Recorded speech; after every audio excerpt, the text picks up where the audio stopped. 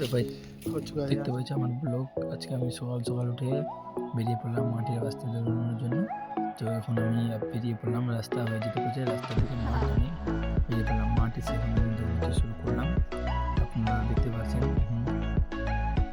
মাঠে আমি দৌড়াতে দৌড়াতে মিনিমাম 1 ঘন্টা দৌড়াবার পর দেখি সকাল হয়ে গেলো, 5টা দেখেছিলাম, দেখছি ছোটো হয়ে গেলো, দিন করে দিল। দিনটা তো আমার দৌড়াতে দৌড়াতে দৌড়াতে ভাবলাম না এক্সারসাইজ করতে হবে, তাহলে আবার এটা লাস্ট পার করে এক্সারসাইজ করতে লাগলাম।